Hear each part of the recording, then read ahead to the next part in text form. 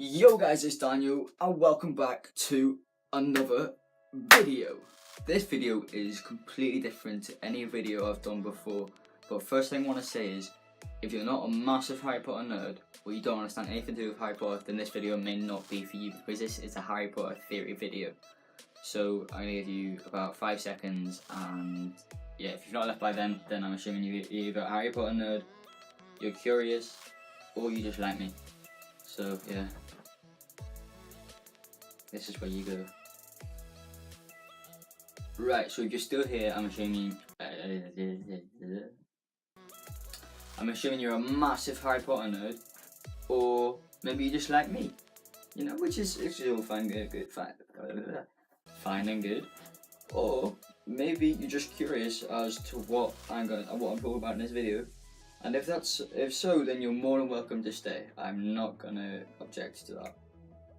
This video is about the Triwizard Tournament, and if you don't know what the Triwizard Tournament is, the Triwizard Tournament was.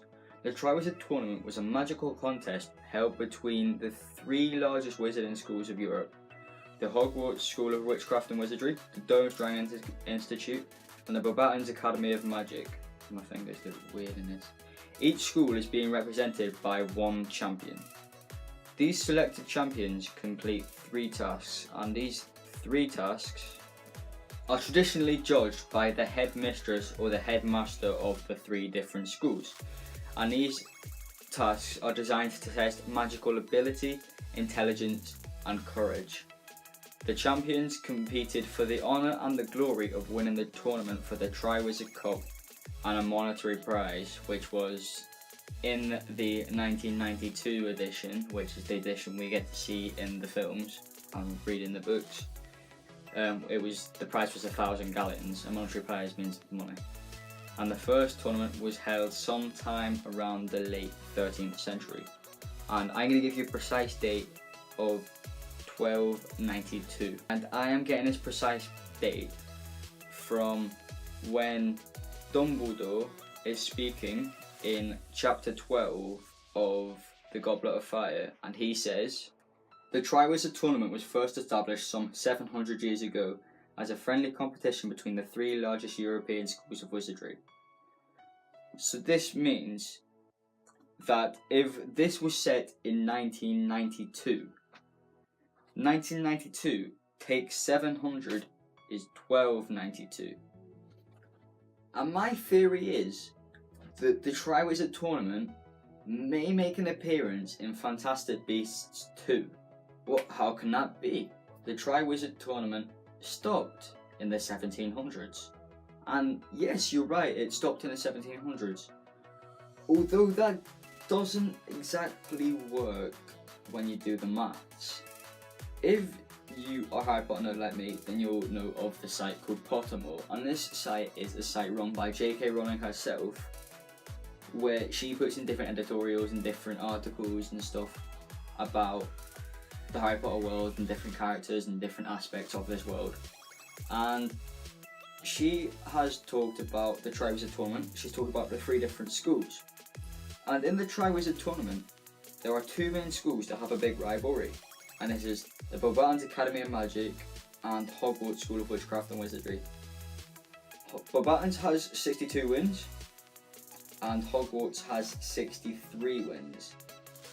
But for the purpose of this little demonstration, I'm going to say that the 63rd win, well, I'm going to assume this anyway, the 63rd win was the win that Harry Potter and Cedric Diggory received in 1992. So we're going to have 62 and 62 each. Put them together, you get 124. If the tournament is held every 5 years, and you had 124 tournaments at least every 5 years, 1292 plus 620, which is 124 times 5, gives you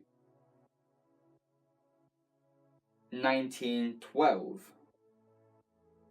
And 1912 is substantially later than the late 1700s. And that's where it sort of confuses me with the maths, because if they stopped in the 1700s due to a cockatrice, or a cockatrice, I'm not sure how to pronounce it, it's basically a lizard with a chicken's head, rampaged and killed all the judges, or injured all the judges, then why were there 124 tournaments every 5 years leading up to 1912?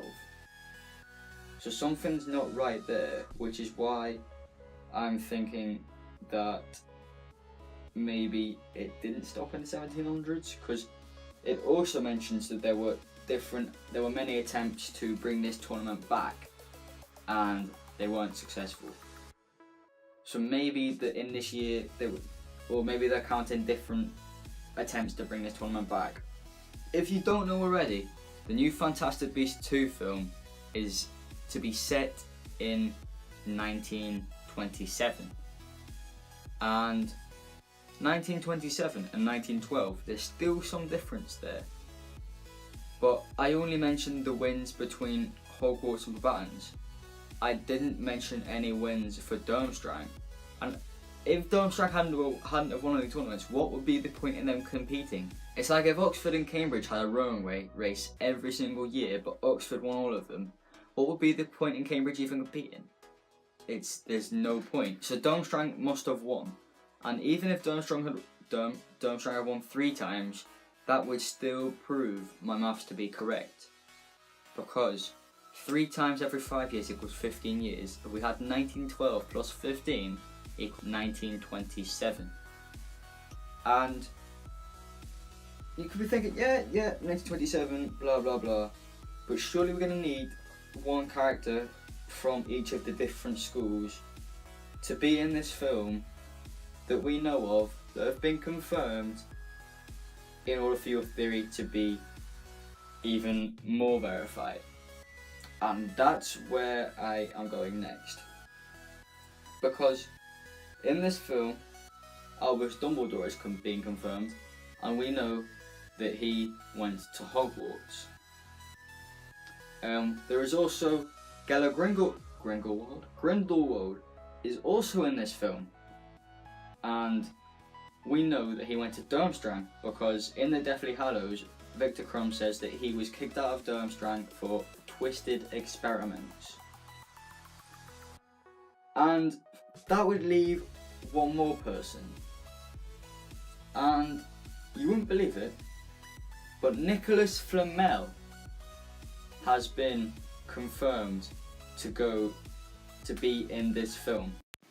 I forgot to mention that Nicholas Flamel studied at Beauxbatons. So I'm just editing this now and I've literally just seen that, so sorry for not putting that bit in. And how do we know that Nicholas Flamel went to Beauxbatons? Well, if you go onto his Pottermore, surprise, you will see that he attended Beauxbatons Academy of Magic, and that the film is said to be set in Paris, which perfectly sets it up for a Triwizard tournament to be held in 1927 at Beauxbatons Academy of Magic in Fantastic Beasts and Where to Find Them 2. I rest my case. So if you guys enjoyed this video, it was something a little bit different. It was something I've never done before. If you want to see more of these, then comment down below. Give me a like, that would let me know that you're enjoying this content. If you don't like it, that's fine. Give me some suggestions for better videos down below. If you don't like it, if you can't think of any different videos, then, kind of contradicting yourself. Well, not contradicting, but there's really no point of you saying you don't like it, but you can't think of any better alternatives, if you know what I mean. So please like, comment, and if you're new, subscribe. If you're not new, tell your mates to subscribe. And if you're not new, you told your mates to subscribe, then get them to tell their granny to subscribe, because we are kind of close to 100. If it was a different YouTuber, a bigger one, then they could smash this subscriber goal within a second. Please do whatever you can to help I would really appreciate it. So yeah, guys, thank you so much for watching.